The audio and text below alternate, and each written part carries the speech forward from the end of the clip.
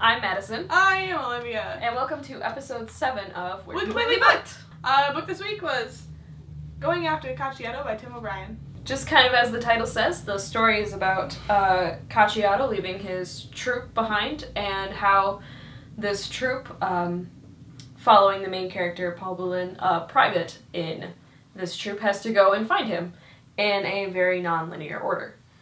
Yes, takes place in the Vietnam War. It kind of mixes together the seriousness of war, but also the humor behind human nature, and sort of reveals the characters through their actions as soldiers, but also as men in an unfamiliar place. We are going to confess to you that neither one of us actually finished reading this book this week.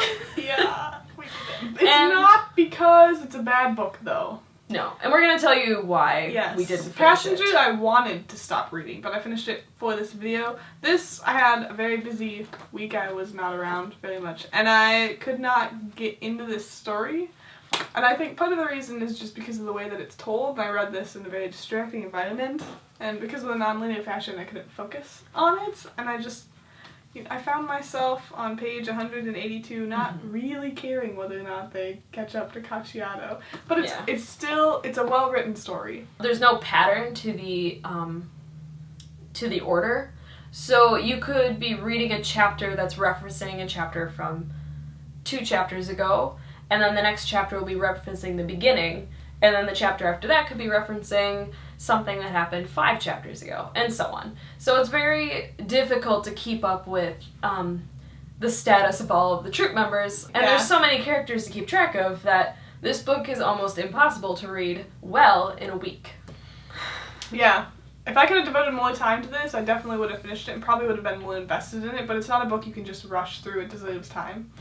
Tim O'Brien has been a favorite author of mine. He wrote How to Write a True War Story and also The Things They Carried. Among other great books about war and human nature. And I think to give this one a rating based on not finishing it would be unfair to him and this book itself. Because it is a good book despite us not being able to finish it.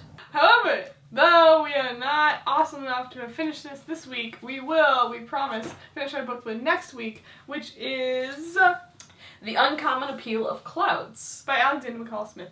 Yes. It's a mystery story that takes place in Scotland. So if you want to learn anything more about what we think of books that we have read all of, visit our blog at www.willcompletelybooked.blogspot.com.